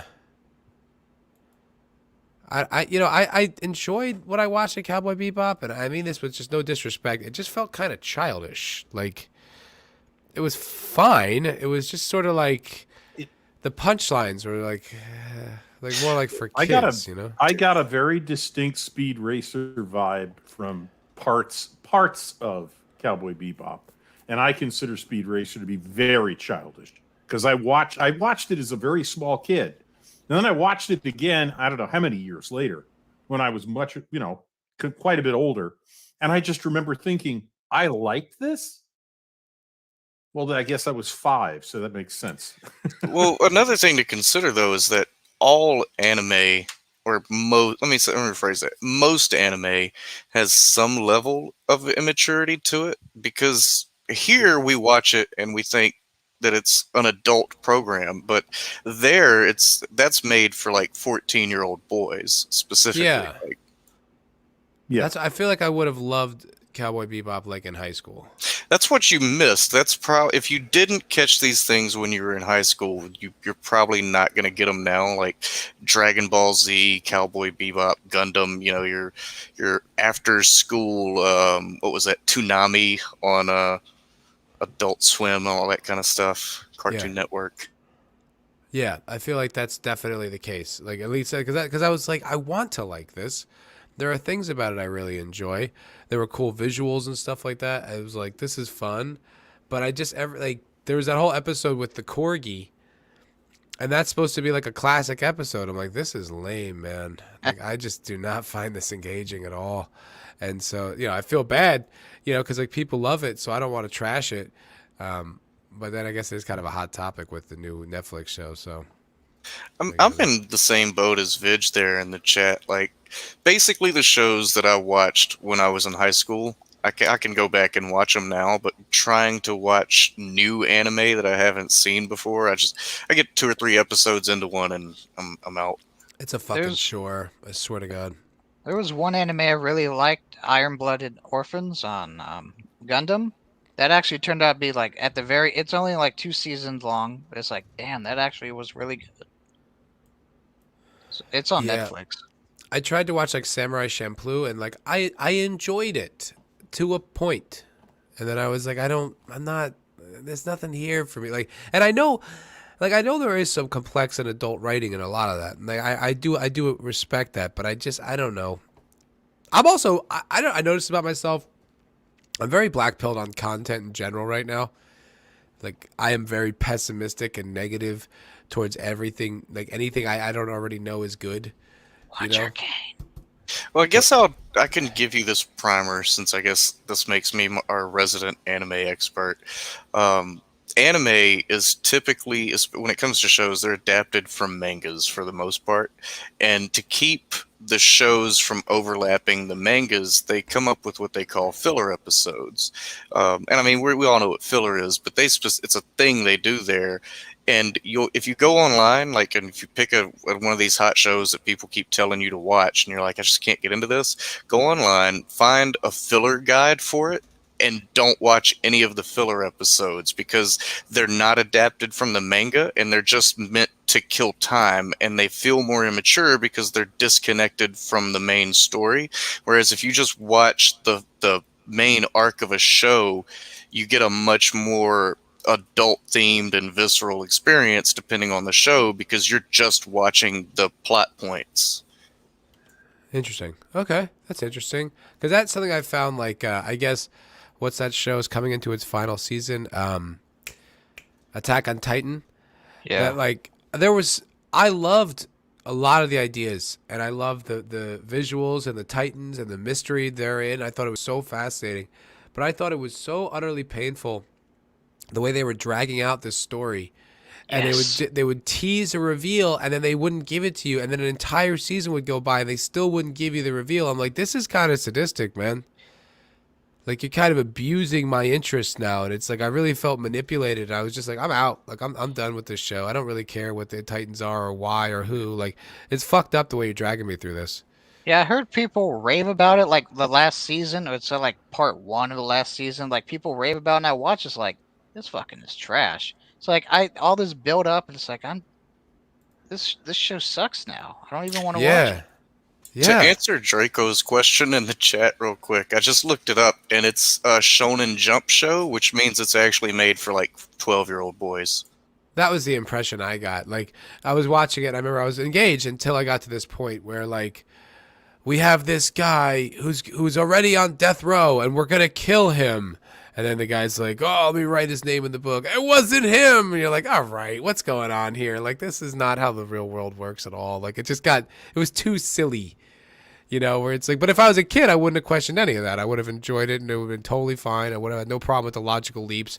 But like, you ask too many logical leaps, I start to lose interest. The only anime I've ever been able to get into as an adult, and again, I used a filler guide, was the Naruto series. I watched literally all of it. Watched all of Naruto, Naruto Shippuden, and up to wherever they are in Boruto now, which is like 1,200 episodes of anime. And it's one of the best, if you just watch the main plot, it's one of the best stories you're going to find in a visual medium. It's a really engaging and interesting story. The only things that I remember from Naruto that's like, damn, that was good, was when his mentor goes on the frog and fights off those what are they? Oh, you're talking about the pains, the seven Yes, pains or when he whatever they goes were. when he goes ham and solos all of them. It's Yeah, like, yeah, that's with memorable. the two frogs on his shoulder. Yeah. Yeah, those are epic moments. But again, to get to those epic moments and for them to really hit you in the feels like that, to where you remember them years later, you've got to watch like 400 episodes that you're not going to give a fuck about. That's Yeah, fucking insane. What are odd requests for your audience? You're gonna get 400 episodes that don't mean anything. Yeah, I didn't watch. It's just I didn't. backstory. I did not use the filler guide, and I got burnt out like far into. I'm like, oh fuck, I can't do this anymore. How many hundreds of episodes are left? Fuck, I'm done.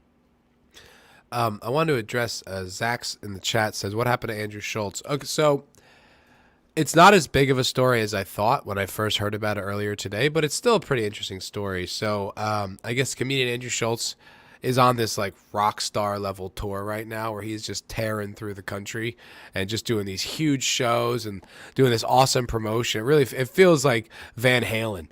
It's really cool. But I guess he's in Canada now. He's in Toronto. And there's a theater there called the Messe, Messey. I'm not sure, but they canceled his show because it was because his special was too offensive. So he had two nights there. Yeah, they had 2 nights there, and they canceled it because it was like too offensive or whatever. But then he shifted his show to Meridian Hall, which I guess is a bigger venue. And not only is it a bigger venue, he also added a third show. Nice. Yeah. Jinx. So as much as they tried to cancel him, it actually helped his tour. That's what I like to see, and in Canada, no less. Exactly. Pretty fucking baller. Yeah, congrats to that guy. Andrew Schultz, you said? Andrew Schultz, yeah, he's a New York comedian, very funny.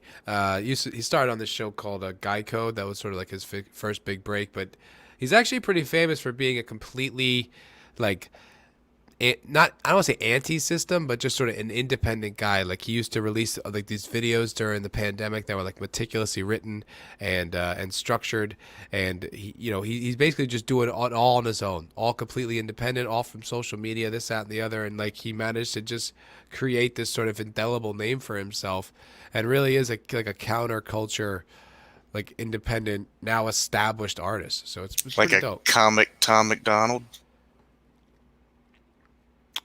I don't know about Tom McDonald because he's not like his whole thing is not really like anti-woke or anything like that. He's just not. He just won't be constrained by the system. He's kind of like He's just not kneeling. Yeah, he just won't kneel, and he's not even like that's not even like his thing. But he's just a very successful comedian. Basically, did it by himself. Just fucking badass. Oh yeah. Yeah, funny guy. I like Schultz, and I respect anybody who can do that by themselves. That's pretty fucking punk rock. Triggered dildo with Tom Definitely. McDonald. Yeah. He hates him. when Norm Macdonald died, he goes, the wrong Macdonald died. Why not Tom? Pretty funny. Yeah. All right. Well, I was Gilda- hoping somebody else would come on so I wouldn't feel like an asshole, but I'm gonna duck out. All right, buddy. I Be appreciate well. you having me on, man, as always, and Anytime. catch you guys later. Later, brother. Thanks for coming on. Take Peace. care. Yeah. Yeah, guys. So I'm just feeling under the weather. So feel free to fucking just jump in and run with it. It's like I can barely speak. But Well, shit, I'll try and sell you on Arcane then. yeah. Okay, go for it. So the final 3 episodes come out tomorrow, and like you, Matt, I was like when I first saw the chick with the purple or the pink hair and the shaved side burns, I'm like, oh fuck, another one of those. But then it's like I remember how good Dota was. Like, well, Netflix has been shit on live adaptions, but they've been killing it in animation. So it's like they've earned the benefit of the doubt for animation only, because everything else has been shit except for Squid Game. So it's like, okay, I'll give it a chance. And it turns out it's on par with Castlevania, in my opinion. It's Really? really that good. Is it edgy like Castlevania? Like, is it violent and filled with sex? It is violent, not filled with sex, but it's like it's weird because the animation feels very lifelike. When the person throws a punch, you feel the punch. Kind of like Okay. it's like this is kind of new. I don't know what formula they're using to sculpt animation to live action, but it's working, and I thought it was actually pretty good. And the story was actually the story gets really compelling. So it's like, and all the episodes come out tomorrow, so you'll be able to watch 1 through 9 tomorrow. Have they been releasing it like weekly? Weekly, but in threes. To me, that's Huh. the most. That's the fairest way to do a bi-weekly, in my opinion, or release it in groups of 3. That's interesting, and it's part of the League of Legends universe. Yep. Huh. All right. Well, can you? I'm gonna step away for just 1 second, but I will be listening. Can you just give like Zach says low energy, Matt? Yes. Listen, I'm sick. I'm sick. Okay, I'm here. Give me a fucking break. Yeah. Can you just give me like a breakdown of like what the story is about? Like what the actual deal is? So it focuses on the 2 sisters, the pink-haired sister and the blue-haired one, and it kind of goes like it time jumps. So the first 3 episodes about when they were kids and how they're trying to steal stuff to make a name for themselves, and then so episode 1 and 3 is when they're kids, and then they're trying to coming of age, try to prove themselves, and then turns out one of the sisters kind of like always feels left out because she makes traps. Like I never played League of Legends, so I don't know if these characters were actually playable, and these are based on them. But the blue-haired sister makes traps, and she's not good at it. She always feels insecure. So by the end of 1 through 3, they steal these things called, they don't really tell you a name, but it's like magic. They're trying to bridge the gap between technology and magic. And she steals it, and the one girl who feels insecure uses it on her traps and makes a big boom, kills a lot of her friends, and then that's the end of arc 1 through 3. Is there The like, but is there an? Oh, sorry, the bad you're gonna say. Yeah, the bad guy adopts the blue-haired sister, kind of like raises her, and then twists her and turns her into like a evil machine maker. All right. I mean, you talk pretty highly of it, so it sounds like it could be interesting. I haven't really gotten into a show in a while. I've just been like, I was like lying in bed just watching like Total Recall. You know what I did watch actually, which was like kind of interesting? Have you guys seen the new Total Recall or the newer Yes. one from 2020? Really? What did you think? Forgettable. Forgettable, right? At the very end, it was like, did I just watch this? I don't remember like any big point. Like when you see the original Total Recall, you see so many like weird things. It's like with his eyes getting like when they're out in no atmosphere. It's like I can remember that, but like Yeah. this one, it's like what just happened?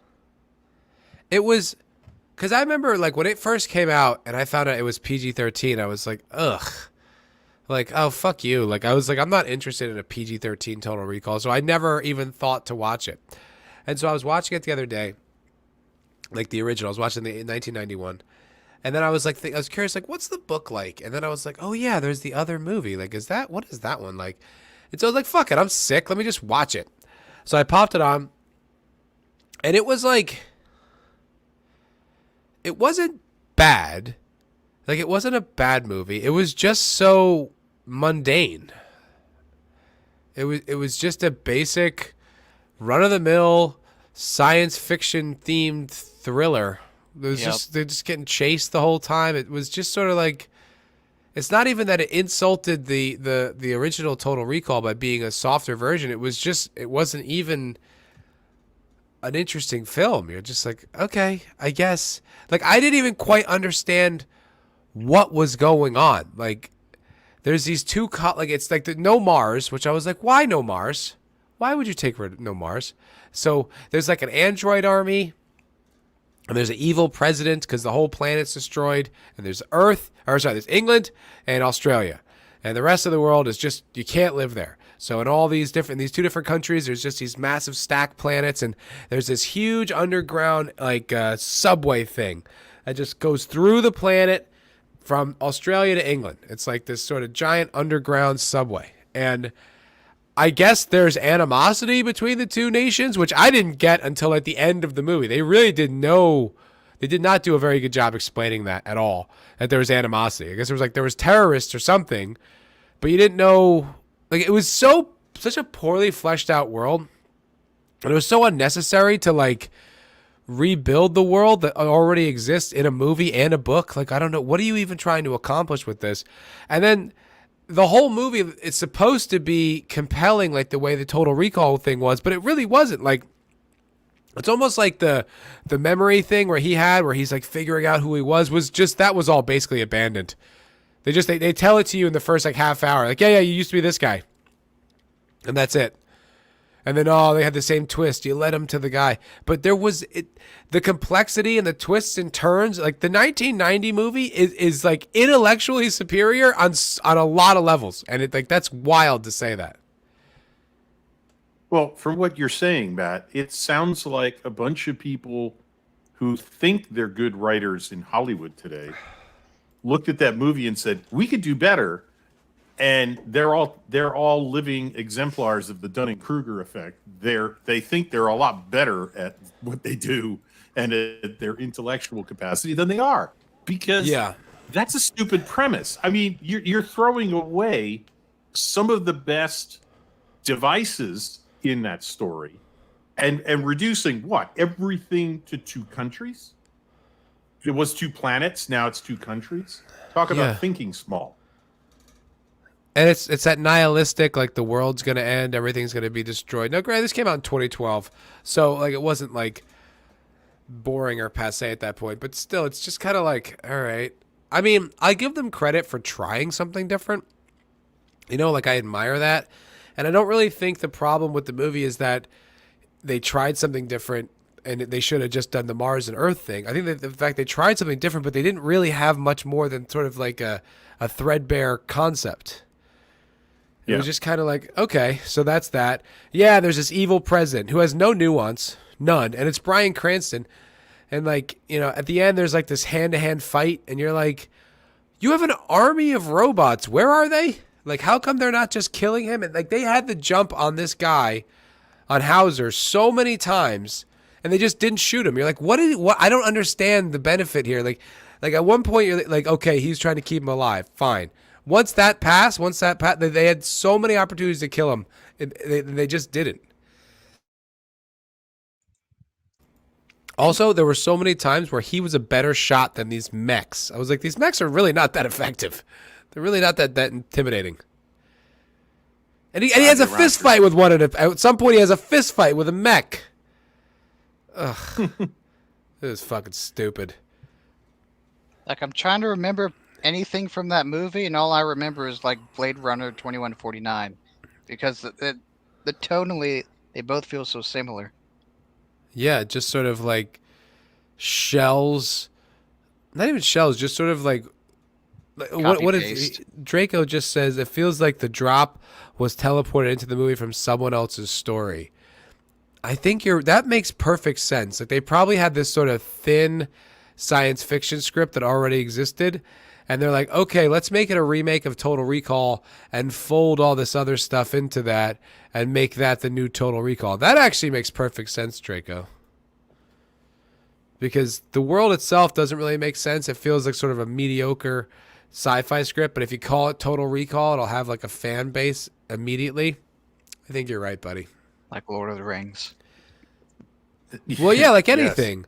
Like Ghostbusters, or, there's already a fan base, so people will go to see it. But it was like RoboCop. As soon as I found out it was PG-13, I was like, fuck you, I'm not watching that. Yeah. The original RoboCop got an X rating. Really? Yeah, for Peter Weller's death scene where the bad guys shoot him up and then he has to be turned into RoboCop. Yeah.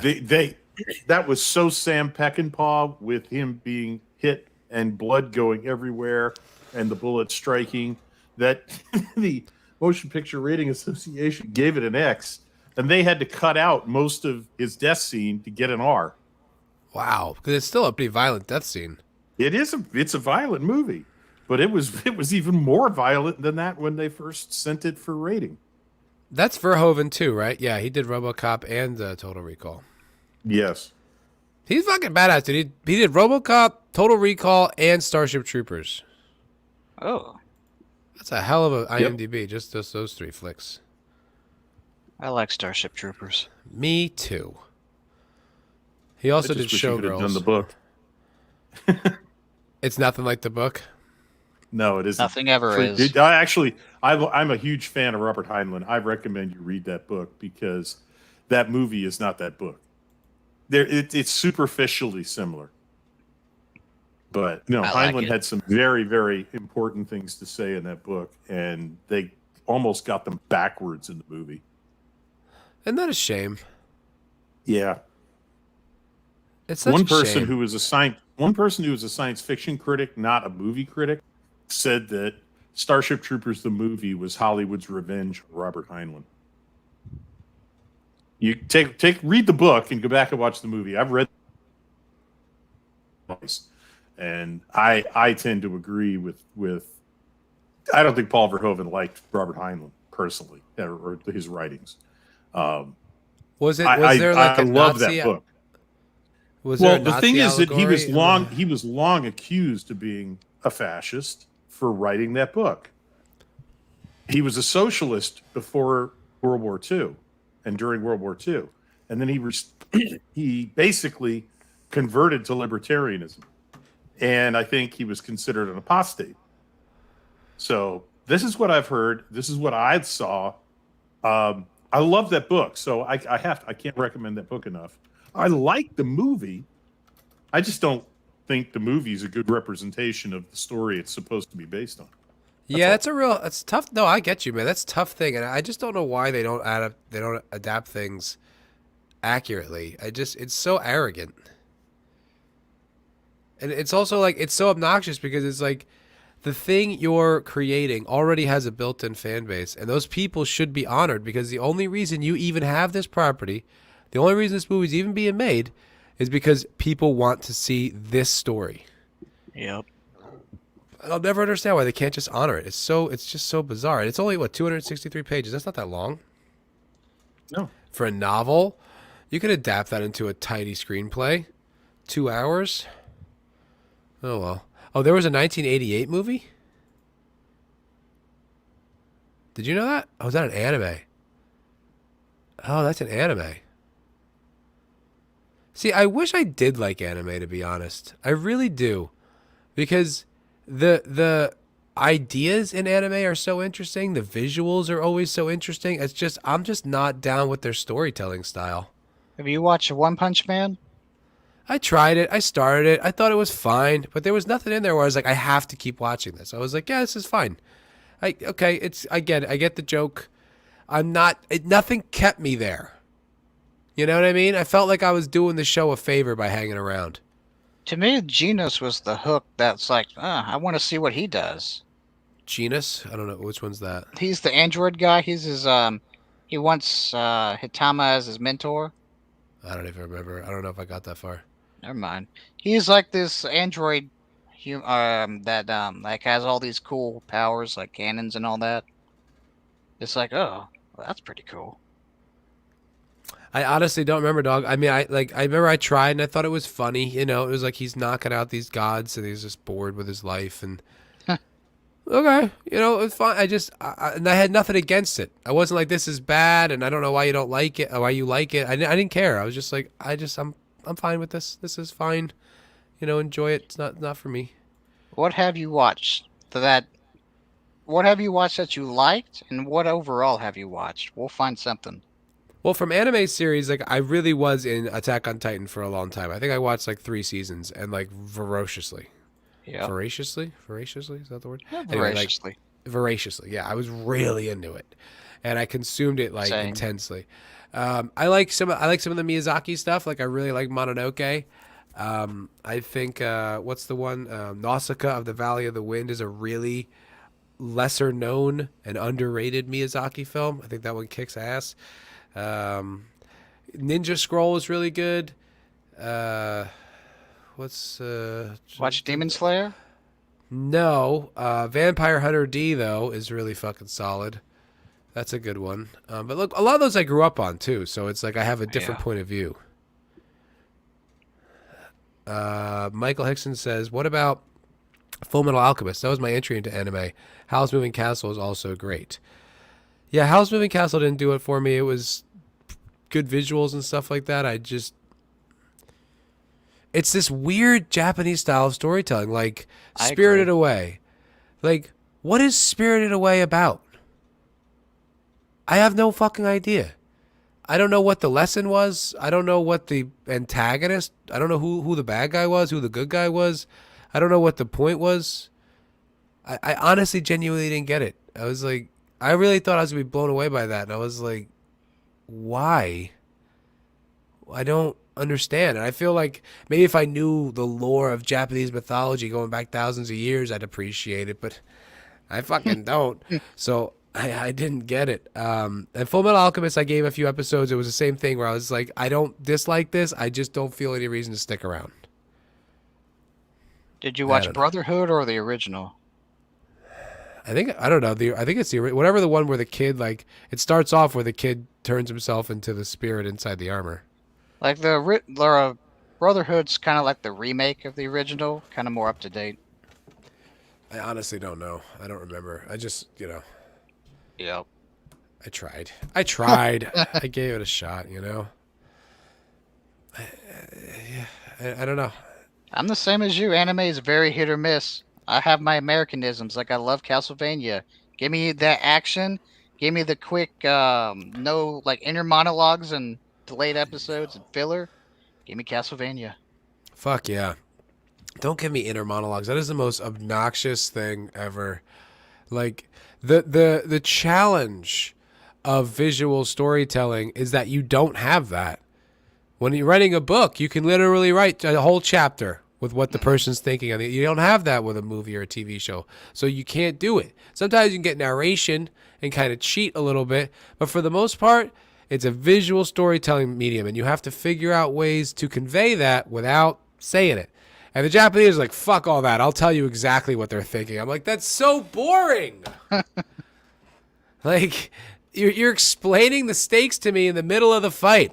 If I don't defeat him, then my father's honor will be destroyed and my house will fall. He is the most tough guy I've ever faced, but I will kill him because I need to. All right, I get what the stakes are, guys. I'm watching your show. I'm in the audience. I'm here. Show me. I know why I'm watching. You don't need to explain it to me. But that's what a lot of anime, I think, is for kids. It's for chillids. For the youngins. Says What's he that? couldn't do Castlevania. I think it was the second season. Dracula let one of his thralls talk down to him, and I couldn't do it. Wasn't season 2 the one where he was around the campfire, the necro guy, and the demon starts talking about his past? You know what I'm talking about? Where it's like the demons are... You know how the demons are recycled souls? And then it starts talking about his past? I was like, to me, that was really captivating. I think that might be the most recent season, if I'm not mistaken. All right. No, I could be wrong. My lore is not nailed down, but I really feel like season 2 was just a continuation of season 1. One was like 4 episodes, wasn't it? Yeah. Yeah. You might be right about the soul thing. I honestly don't know. It's been a little while since I've seen it, but I liked it in the sense I thought the world building was really interesting. I thought the religious critique was there, but not too much. It wasn't obnoxious. The violence was really compelling, and I really liked the dialogue. I think Red Shirt, you pointed out that some of the dialogue was anachronistic of the time. Mm-hmm. Ooh, Yes. The fancy word you used. I know, and I had to have him define it for me because I didn't know what he meant. But yeah, no, I dig Castlevania. I think it's fun. Yeah, I like That- Castlevania so far. I haven't watched a whole lot of it, but I'm going to keep watching it. I love your new microphone. Oh yeah, that's Culture Casino's recommendation. Yeah, Looks like a giant black pill. Yeah, it kind of. it is a like giant an black old, pill. Yeah, or like an old cell phone. But you look like a professional. You really look like an FM DJ, from like the height of like, like boss jocks kind of thing. You're just like, let me tell you something, folks. These Republicans, they're up to no good. You feel like you're ranting on people's morning drive. Snidely. Yeah. No, I figured it was time for stop bringing the tone down on the streams I get invited to. You spend enough time on the air, it kind of makes sense, And if you start doing your own streams, eventually you'd be collecting super chats, and it'll start just paying for itself. Oh yeah. I'm I'm gonna take Gary's advice. It's a hobby. I'm having fun. Yes. Yep. It's really all. Precisely. That's it. I'm having fun. Precisely.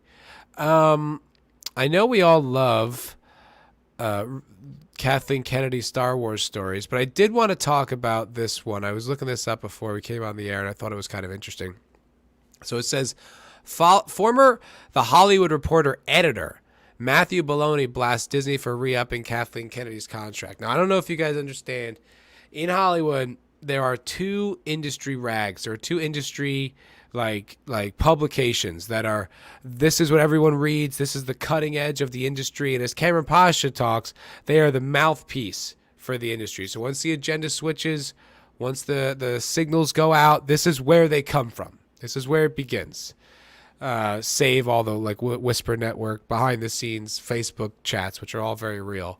But so the Hollywood Reporter editor, former editor, blast, that's a big goddamn deal. That would be like the former producer at CNN saying Biden's a shitty president. Well, I talked to Redshirt about this. People on the C13 level, the C-suite, don't get treated the same. So they can blast all they want. She's going to be sitting pretty until she's good, well, ready to leave. What's the C13? What is that? That is your CEOs, your executives, the people that made it and have golden parachutes, that they'll never be fired.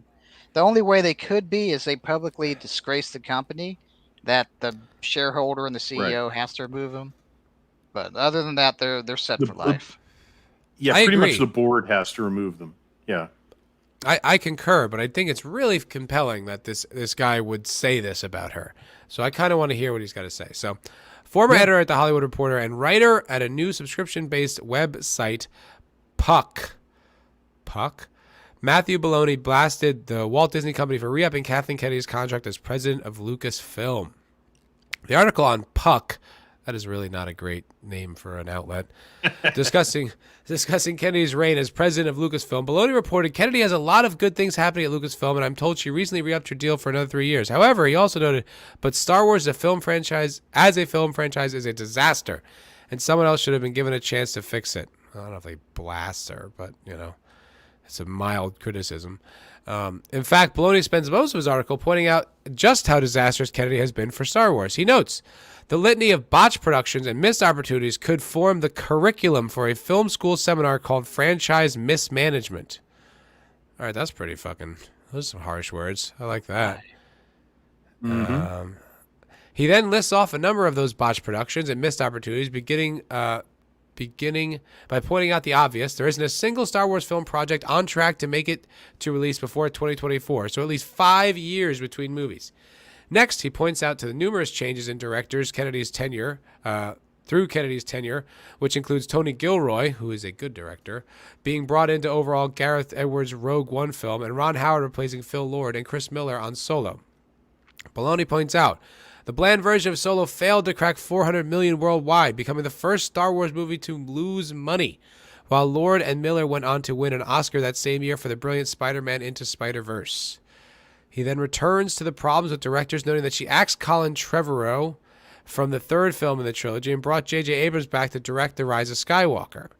It's not just the fact that Solo, a Star Wars story, lost money. The sequel trilogy bled viewers and dollars as each film was released. Damn, this guy's fucking straight up laying it down. I like it.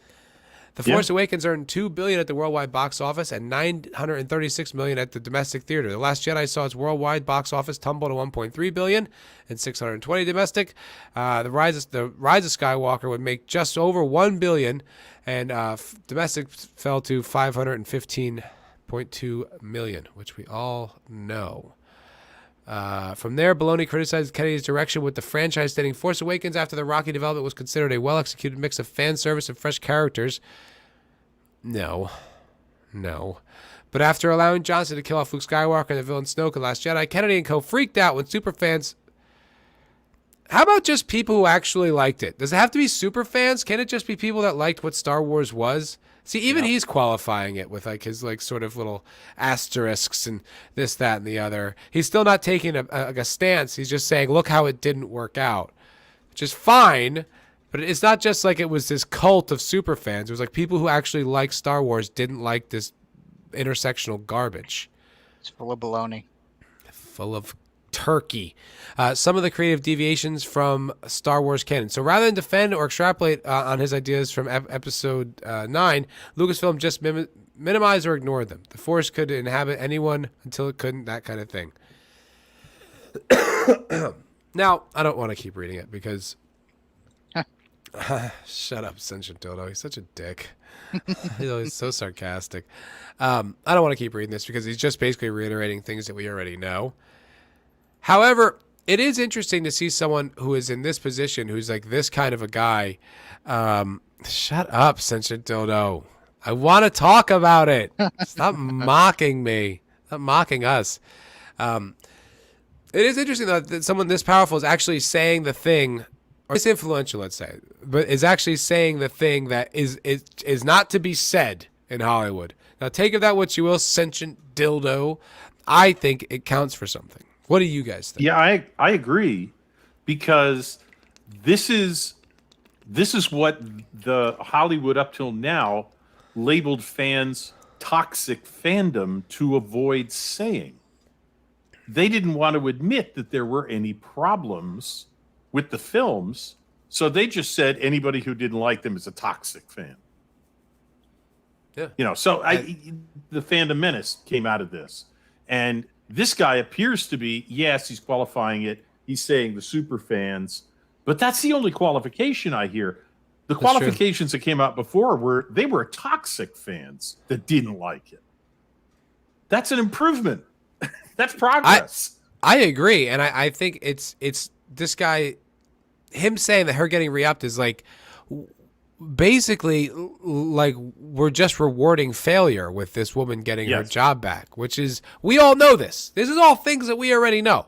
But when you hear someone like that, the former editor of the second most powerful publication in the Hollywood sphere, saying this, I think it fucking matters. I think it's important. Well, do you think we know this? Okay, wait a minute. We know this. Sorry, Robert. We know this. Do normies know this? Do people who aren't fans of Star Wars, they may be in Hollywood, they may be in the business, they may not be fans of Star Wars. They may not be fans of Disney if they're younger and they haven't seen any good Disney material in 3 decades, 2 decades, whatever it is. I'd say 3. Do they know it? And for this to come out in this publication, we're we're saying you're preaching to the choir. We already knew this. Yeah. But that this from what you're saying, and I tend to believe it. This article has a much broader reach than that. So Maybe not. I mean, it probably won't have a broader reach because it's behind a paywall, basically, right? This guy Puck. Oh, okay. Yeah, normies aren't reading this. No. Okay. No, all right. Then yeah, this is relatively safe. This is telling the other members of the catechism, guys, you're doing it wrong. This would really matter if it came out in the Hollywood Reporter. Like the fact that Yeah. you know what I mean? But it's still like that shouldn't shake anybody. I guess the frustrating thing is that while we see all these things, you never get any confirmation from the people inside. Everyone inside is just like, oh, no, it's great. We love it. They just like bullshit. But then you're just like, here's clear evidence that this guy's obviously been sitting on this. He didn't just like, wait a minute, like look at the data like before he wrote this article and be like, huh, you know what? Doesn't seem like she did a great job. Everybody knows she sucks.